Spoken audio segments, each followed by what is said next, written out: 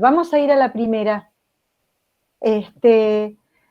Primero, como hablamos de puerperio y lactancia, vamos a recordar un poquito las características más generales y más importantes, digamos, del puerperio, porque a veces nos olvidamos, ¿sí? Como decíamos más de una vez, nos olvidamos del puerperio y hablamos solo de una lactancia, como si fuera ubicado en cualquier etapa de la vida de una mujer, ¿no?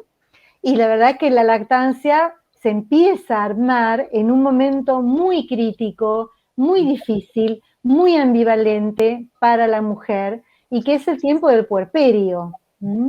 Ese tiempo que, si bien es fundacional en lo que hace al vínculo con el bebé, con el hijo, por otro lado nos vamos a encontrar con una mujer caracterizada por una enorme ambivalencia afectiva, producto del parto reciente y de una entrada en una etapa muy, muy especial, ¿no? Y una ambivalencia afectiva caracterizada por una explosión de emociones diferentes que pueden oscilar a lo largo del día incluso, y que pueden ser muy contradictorias.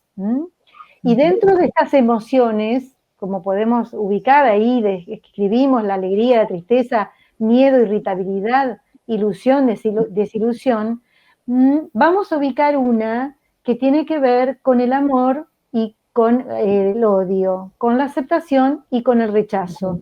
Esto también está presente y a veces da como un poco de temor o parece un poco fuerte y plantearlo en estos términos, pero esto es lo que está de fondo. El telón de fondo encontramos esto.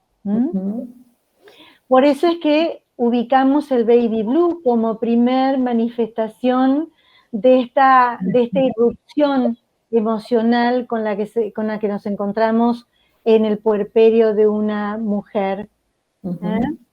Este baby blue, que está caracterizado por una pequeña depresión, por esta irrupción de lo emocional y de lo pulsional, vamos a decir, para los psicoanalistas, no solamente una irrupción y una explosión hormonal, sino también pulsional, están las dos cosas. Y sumado, Mirta, al dolor, ¿no? No solo el dolor físico, ¿no? Sino también el dolor psíquico, porque pensemos que viene de un parto, ¿no? Y un parto lo veníamos pensando desde un lugar de partición, ¿no? De alguna manera donde se parte esa unidad narcisista que se dio durante el embarazo al encuentro con este hijo real, ¿no? Donde, bueno, hay que de alguna manera desinvestir lo ideal para empezar a investirlo de alguna manera y pensémoslo como parte de un duelo, con lo cual, ¿no? Es el dolor físico sumado a lo psíquico más la ambivalencia, ¿no? Nada fácil para encargar la lactancia, ¿no? Se habla de la lactancia como algo tan ideal y nos encontramos que previamente venimos con una mamá puérpera con todas estas situaciones, que tiene que empezar a ordenar, empezar a reparar de alguna manera. Vamos a ver cómo. Y vamos a sumar la transparencia psíquica. La transparencia psíquica, claro, que tanto ubicamos como clave. Una transparencia psíquica que es un mecanismo, para los que no son psicólogos, por ahí no están tan avesados con esta terminología, se le llama transparencia psíquica porque es un tiempo donde el aparato psíquico está muy permeable. Está tan permeable que lo inconsciente, lo preconsciente y lo consciente, digamos, lo más profundo del psiquismo, más lo más superficial, están como con cierta plasticidad mayor, con lo cual aparecen recuerdos, emociones, vivencias muy primarias que se actualizan en esta época. Entonces, también se actualizan deseos reprimidos, emociones muy primarias. Por eso decíamos, este vínculo de soledad con su propia madre ahora aparece manifestado de alguna manera con la relación que ella tiene con Emma. Todas esas dificultades que ella tiene con Emma están dadas porque hubo dificultades que todavía no han sido resueltas. Algo de esa separación primaria con la madre no se pudo efectivizar ¿Se pudo efectivizar? Claro, sí, ha salido de ahí, porque estamos en el mejor de los casos hablando de una neurosis, pero muy fallida, está fallida. Por eso, frente a esta dificultad, irrumpe la angustia y aparece este intento de suicidio, ¿sí? Todo esto tiene que ver con la transparencia psíquica, con este aparato psíquico más plástico, más permeable, más transparente. Con todas las fantasías que tenían en esa época, ¿no? Con lo cual vienen a aparecer y de alguna manera, bueno, ella sabe que tiene que investir a esta hija, pero a ella le aparecen sus propias fantasías, ¿no? De alguna manera sentirse culpable de esto que siente, que le pasa, y no tiene cómo contarlo, ni tampoco sabe qué decir, sabe de qué es lo que le está pasando, pero sí que no está bien, ¿no? Y de alguna manera esto inconsciente empieza a salir.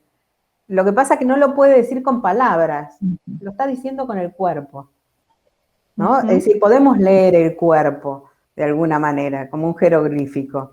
Lo que no puede decir la palabra exacta de lo que le está pasando. Y la angustia tiene esto, ¿no? Es lo que no engaña de alguna manera, nos lleva a querer saber un poco más de algo de esto, ¿no?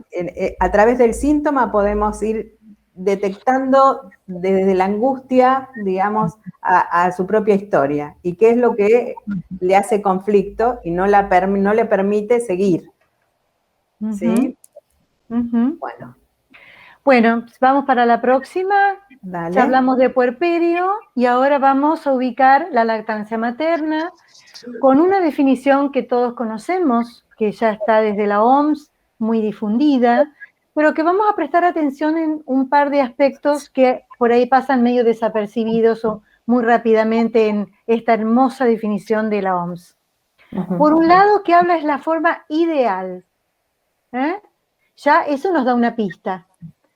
Quiere decir que esto es el máximo. De ahí para abajo, ¿sí? Esto es un concepto muy ideal que raya en lo idealizado, ¿no? Entendiendo esto natural, espontáneo, que surge espontáneamente, que está dado. Entonces, por un lado, este carácter de ideal que hay que prestarle atención. Y el otro concepto que hay que prestarle atención es que ubica que será ideal o es saludable o prácticamente todas las madres pueden amamantar, pero contando con buena información, apoyo del entorno y del sistema de atención de salud, ¿no? Fíjense qué importante, porque ya desde acá se está ubicando que no es tan fácil, que requiere apoyo del entorno, de un sistema de salud y mucha información. Sola, el 1-2%. Las estadísticas dicen que sola, es el 1 o 2% que alcanzan a hacerlo naturalmente. ¿Por qué? Bueno, por todo lo que estuvimos ubicando antes, porque estamos hablando de una puérpera que está atravesando todo lo que ya dijimos, y que no hace tan fácil y tan automático y tan natural. Ahí está la historia de vida de cada mujer detrás. Y cómo va a enfrentar y cómo va a encontrarse con ese bebé que va a ser otro diferente, un desconocido que tiene que alojarlo, que tiene que ahijarlo y que tienen que encontrar un punto de sincronía que a veces se da y a veces no, y que esto es mutuo y que es recíproco. Todo eso. Entonces no es tan sencillo. Un momento de vulnerabilidad, ¿no? Extrema, tratar de que se empiece a construir. ¿No? La lactancia, lo vincular, ¿no? Es un montón. Eso no va a funcionar, no va a alcanzar. Y en un embarazo de pronto como no deseado o cuestiones así, como para que se pueda percibir también lo dificultoso que es que todo esto aparece, está y se complica aún más. Sí, que ese punto nosotros no lo hemos tocado en el caso, pero también hay un punto ahí en el caso de Soledad que hay una puesta en duda acerca de cuánto deseo de función materna, cuánto deseo de ser mamá había ahí, Porque además el deseo era con la otra pareja. Pero estaba tranquila, se pudo quedar porque no quedaba embarazada, ahí se quedaba tranquila. Sí, tal cual. Además pensaba a largo tiempo, ¿no? Incluso con esta pareja, no pensaba en este momento, sino más adelante. Digamos, como Claro, muy abstracto esto de sí, un sí, hijo, sí, ¿no? sí, sí, sí, no estaba permitido. Bueno, de todas maneras, estamos diciendo la red de sostén, decíamos, es muy importante, ¿sí? Ahora, una red que no sea multitud, ¿no? Porque no es que hay que sumar al profesional más toda la familia, ¿no? Porque eso sí se torna una multitud que nos suma. Cada uno da su experiencia de vida. Cada uno cuenta, y a mí me fue bien con esto, y a mí me fue bien con lo otro, y estábamos diciendo que hay que respetar el uno a uno de cada experiencia singular, ¿m? Y cada historia de vida particular. Entonces, no se puede generalizar, eso como siempre decimos, no se puede transmitir la experiencia, se puede hablar de mi experiencia, pero no de la experiencia, ¿eh? La experiencia siempre se singulariza, nunca se puede hablar de una experiencia en universal. ¿Mm? Ujú. Es que un rol materno, digamos, con la multitud incluida, es muy difícil que se logre, ¿no? Entonces, bueno, habrá que construir y cada uno desde el lugar donde puede. Bien. Lo que yo siempre les digo a las madres cuando hacemos consulta prenatal, mi marido también es pediatra, y hacemos la consulta prenatal para conocer a la familia que vamos a acompañar, a ver qué tenemos del otro lado y hablar un poquito más tranquilos antes de ese día del nacimiento, que por ahí están con otras, la atención puesta en otra cosa y no nos podemos conocer bien. Y en esa consulta prenatal hablamos de todas estas cuestiones, ¿no? Que en lo que respecta a crianza, maternidad, paternidad, no existen reglas universales que les sirva a todo el mundo, sino que cada uno va a ir construyendo de acuerdo a las herramientas que tenga, a las personas y manos que tenga al lado, a su historia, a un montón de factores. Y va a ser totalmente personal. Ujú. Bien, vamos a la próxima. Vamos. Entonces, bueno, insistimos en esto. Tiene que haber un deseo fuerte, un deseo muy importante, que es el deseo a partir de la función materna. Si no hay una, por eso ponemos en cuestión por lo menos signo de pregunta, ¿qué pasa con Soledad, no? ¿Qué pasó ahí? Porque eso también es un factor que puede obstaculizar. Entonces, Hola. Sí. Hola. ¿Me escucha? María sí, Alejandra. Hola, María ¿cómo están? Alejandra, dale. Bueno, pasó en un caso que compartimos con los pediatras, con este matrimonio, que había una embarazada que en las consultas conmigo, en el curso, la idea era no dar el pecho. No sé si te acordás, Irupé, a mí me dijo, no voy a dar la teta. Y era la primera vez que me pasó que el deseo no estaba centrado, creo que estaba en un 7º mes de embarazo. Bueno, después fue a la consulta prenatal con el matrimonio de pediatras y como que cambió la idea y me planteó hacer la charla informativa solo de lactancia. Al final no llegó porque tuvo su parto antes y bueno, más allá de unas cuestiones del bebé que no estuvo contacto piel a piel en la primera hora, pues estuvo un ratito en la incubadora, después surgió de ella el deseo. Entonces también es un proceso, esto creo, el deseo o los 9 meses de embarazo, que no dejan de ser un proceso mental y físico que te prepara para esta función materna, no deja de ser justamente eso, y hay que darles tiempo, porque no sé qué habrá influido en este deseo que antes no estaba y ahora aparece, porque no fue cuando la conoció a su hija, sino fue después de la consulta con los pediatras. Vamos a ver qué dijeron los pediatras ahí. Pero Bueno, estuvo bueno el trabajo en equipo. Sí, ella cuando, bueno, yo trabajamos en equipo con Ale, ella ya me había comentado, siempre me comenta un poquito la historia antes que yo las conozca en persona, de acuerdo a la percepción de ella, ¿no? Y yo ya tenía este dato de Diana de que no deseaba dar la teta. Lo primero que le dijimos con Nicolás es que no se sienta juzgada, que iba a ser su deseo ante todo. Que obviamente que nosotros vamos a aconsejar 1 y 1000 veces la lactancia materna, porque como decía ahí, es el alimento ideal y no quedan dudas. Puedo enumerar montones de causas médicas, científicas y hasta económicas, que la lactancia materna es lo ideal, pero que tenía que estar su deseo. Y que si no era su deseo, que la íbamos a acompañar, que no se iba a juzgar en ningún momento. Y bueno, después seguimos hablando de otras cuestiones, además le ofrecí compartirle información acerca de los componentes de la leche materna y unas cuestiones más técnicas, digamos, que le compartí, y ahí yo ya no me enteré más nada hasta que ahora sé que eligió dar la teta. Bien, bueno, eso es la importancia del equipo, ¿no? Cuando siempre insistimos, pensar en armar equipos, los equipos interdisciplinarios son fundamentales, porque cada uno tiene una escucha particular sobre su disciplina, pero es la suma de todos los saberes y de todos los conocimientos.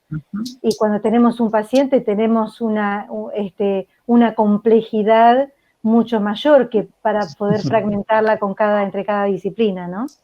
Bueno, se pierde si no, en esto no quería aportar, si no se pierde una información súper valiosa, si la consultante va, ¿no?, como bochando de profesional en profesional y se pierde un montón. Un montón de tiempo, además, ¿no? Un montón de tiempo, sí, un montón de tiempo para poder, hacer tantas cosas y se va como diluyendo eso. Claro, incluso la demanda, ¿no? Puede aplastar al deseo, ¿no? Tanta demanda, tanto mandato de lo que hay que hacer y lo que se debe y lo ideal. Y andate acá, y andate allá, y te recomiendo esta, y andate a aquel, y ahí.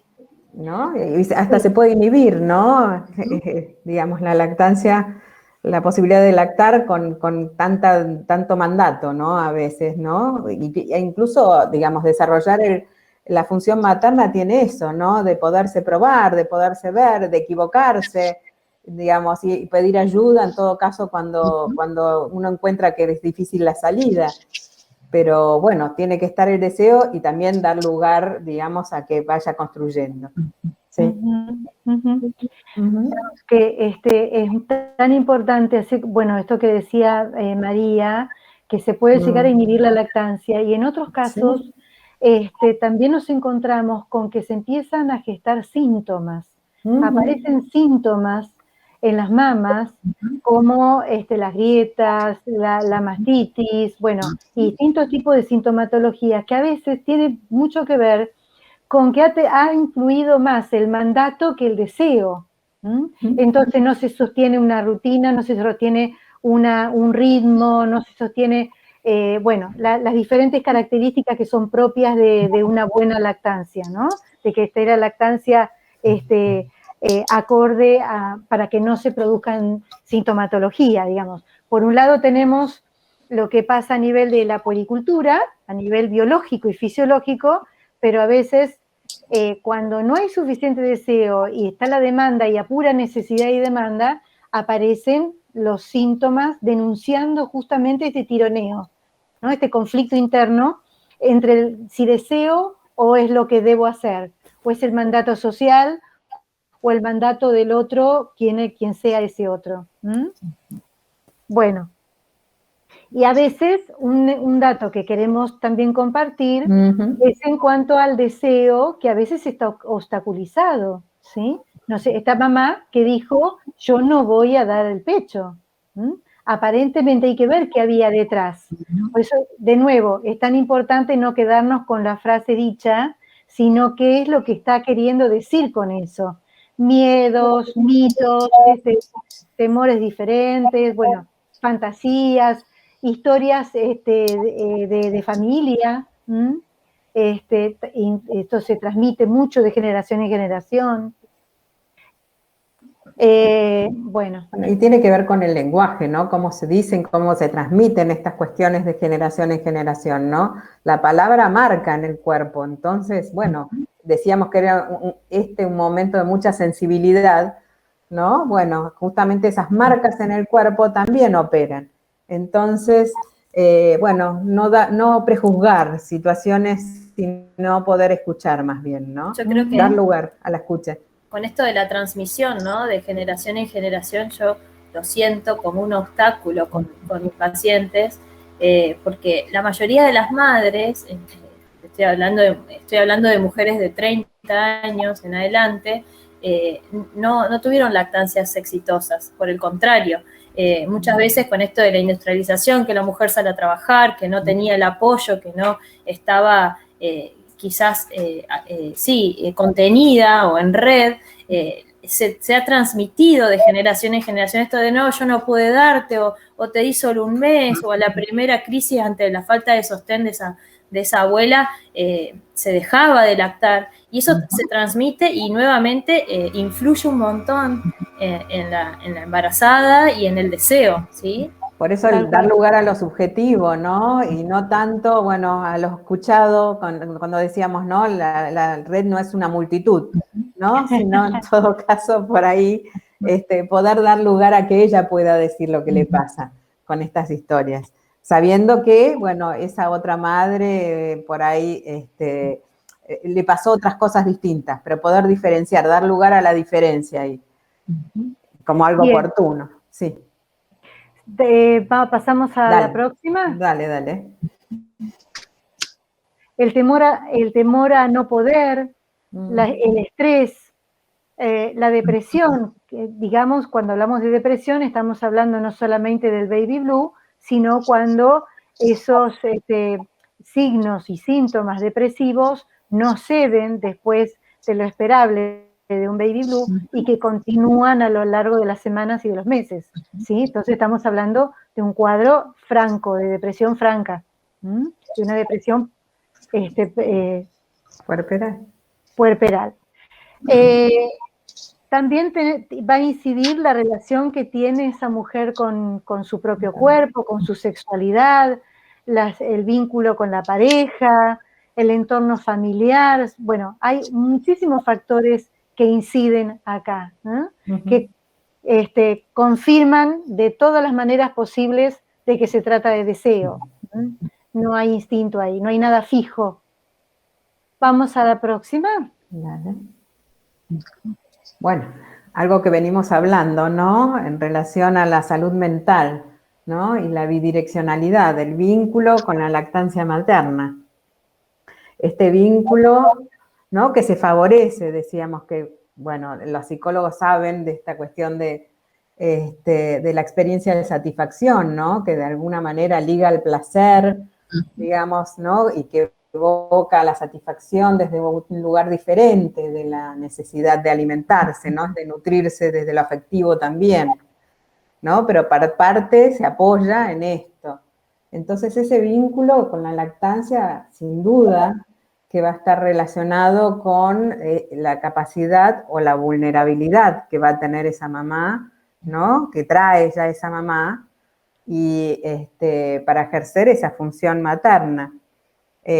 Pensemos en si esa mamá puede justamente dar el calor, tocar, abrazar, acariciar, hablar, ¿no? Mirar, mirar y registrar, ¿no? El ritmo de las miradas, digamos, de aquello que tiene que ver con la voz. Bueno, incluso con las mamadas, ¿no?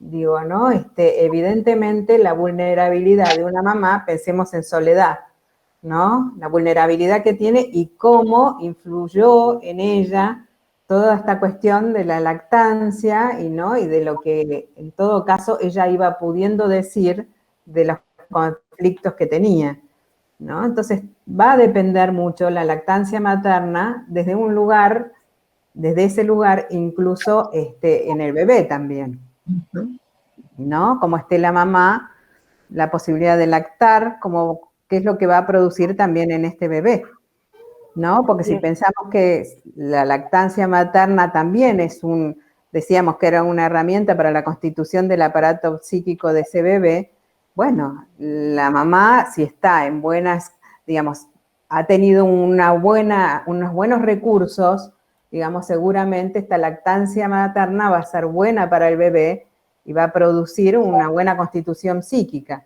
Ahora, pensemos qué es lo que pasa con una mamá vulnerable, que tiene estos problemas y estas situaciones, bueno, de qué manera podemos escucharla, ¿no? O también qué posibilidad de disponibilidad, digamos, como efecto va a traer la disponibilidad de esta mamá para el bebé, o si lo pensamos desde un lugar de una mamá que no puede escuchar, no puede registrar los tiempos del bebé, ¿no? Para armar ese circuito de ritmos, sincronías, bueno, pensemos si no podemos estar hablando de un estrago. Pensaba Sí. en la neo, ¿no? En neonatología, ¿no? Cómo instalar ahí, crear ahí la lactancia, ¿no? Y cómo, bueno, por todo lo que, ¿no? En una neo ya de por sí, puerperio y neo ya es como, ¿no? Y la lactancia, el vínculo con el bebé, los médicos, ¿no? Esto que decíamos, bueno, tantas personas, y enfermeras y médicos, y que te dicen esto, y las puericultoras, y...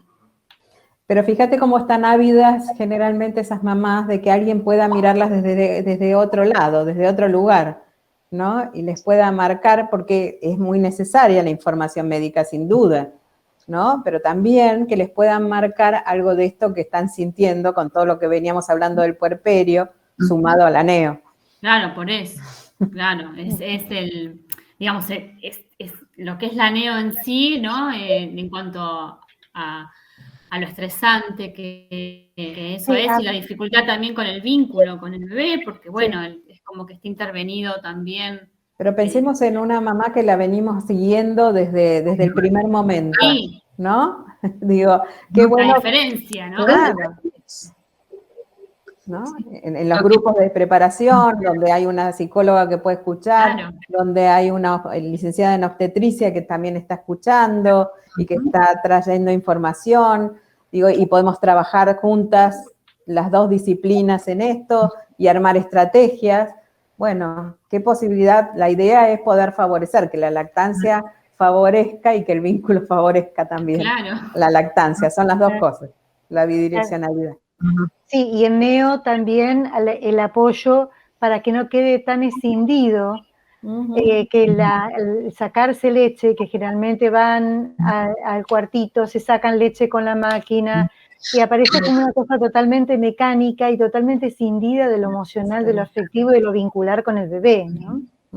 Por ahí cuando alimentan al bebé por gavage y encuentran, ubican que esa es su leche y que le está ella transmitiendo la leche, por ahí algo de eso, bueno, eso es todo lo que nosotros hacemos en la NEO, de ayudar justamente en ese proceso. Y en ese cuartito es ahí donde las mamás encuentran la red de apoyo con otras mamás, súper importantes, si bien es esto, ¿no? De disociación, de decir, bueno, le estoy dando al bebé, me estoy sacando la leche en un lactario, pero sin embargo es ahí también donde uno está con esas pares, ¿no? Y es la red de apoyo y cada una se empieza a contar su experiencia. Y yo hago esto, yo hago lo otro, y ¿no? Y ese apoyo también. Yo voy a hacer un comentario personal Dale. al respecto. Yo estuve en la NEO con mi hija que nació prematura y me pasaba mucho, obviamente se te queman los papeles cuando te pasa a vos, chau, la licenciada en obstetricia, y me pasaba que no podía estar en el lactario de manera cómoda, más allá que está en la red de sostén, como dice Verónica, que están otras mamás en tu misma situación y hablando de su subjetividad.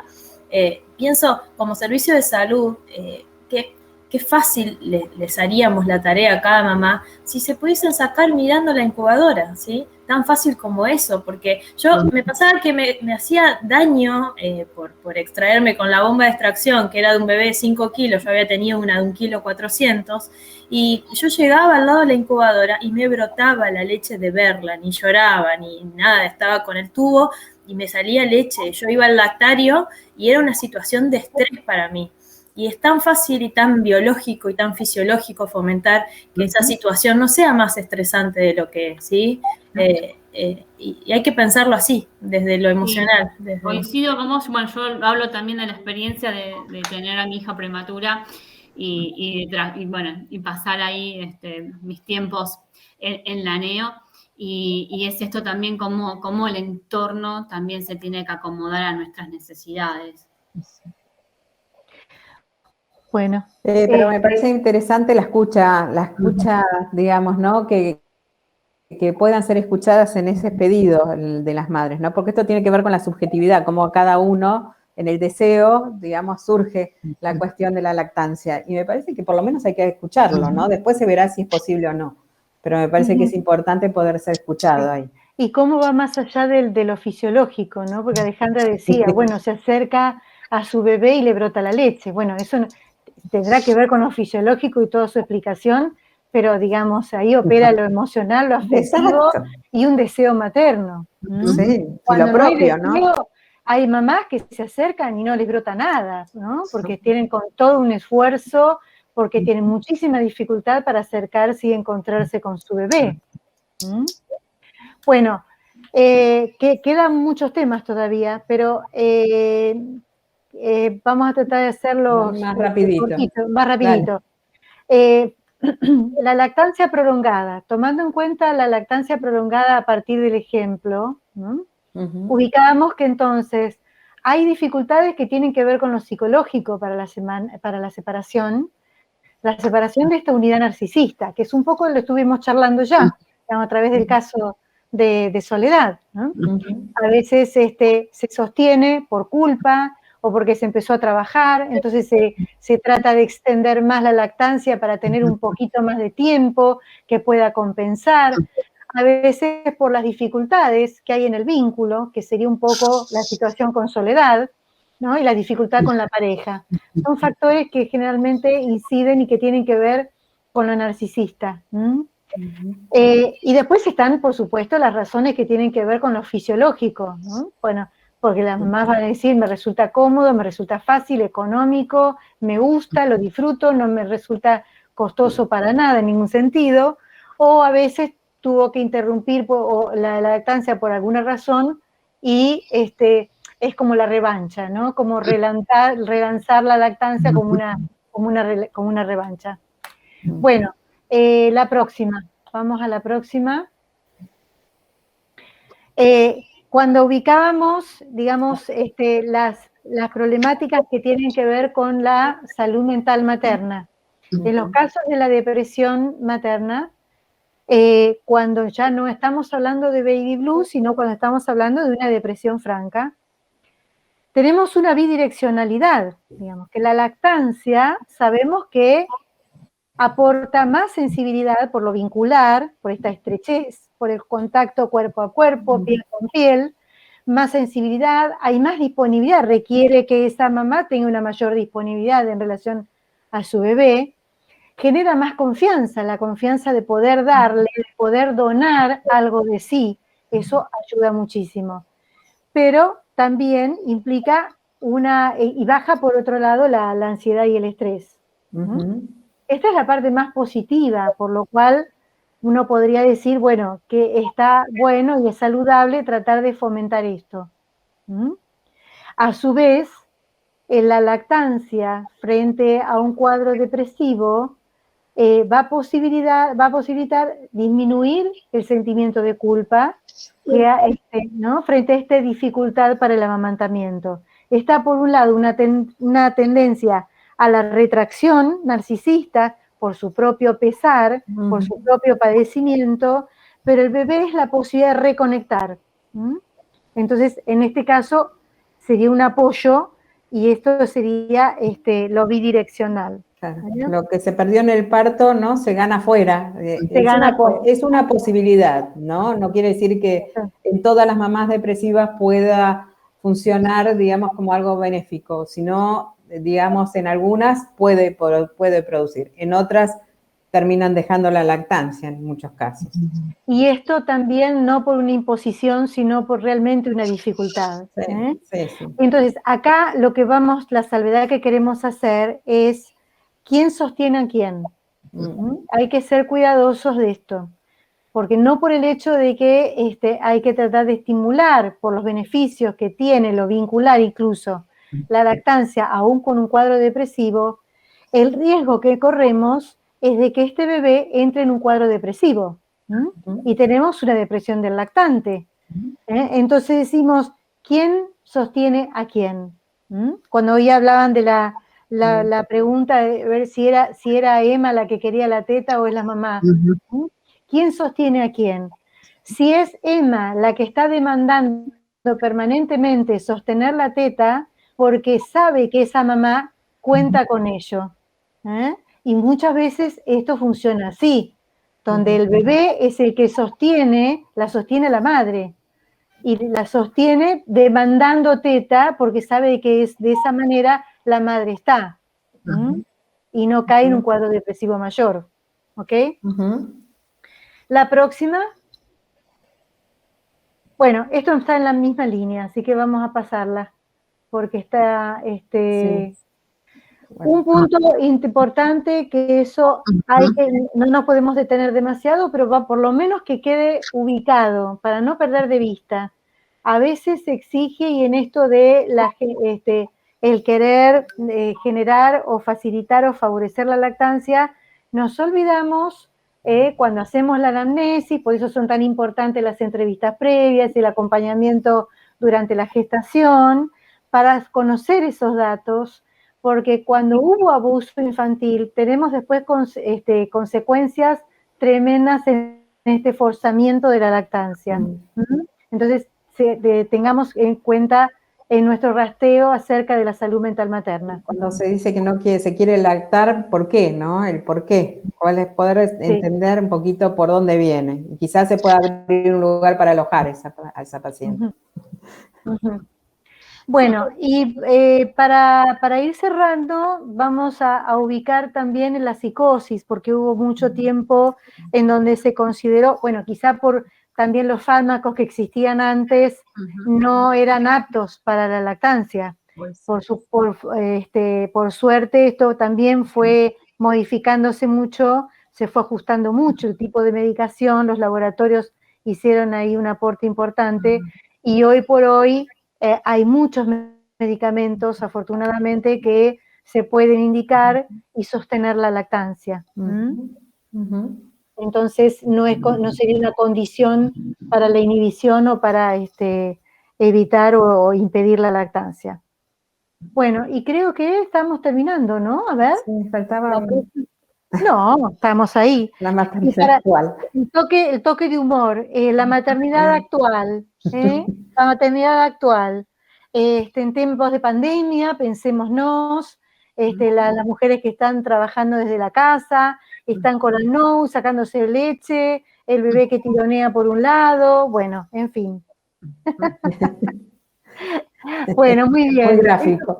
Muy gráfico, ¿no es cierto? Bueno, esto es para terminar con lo que queríamos comentar a grandes rasgos.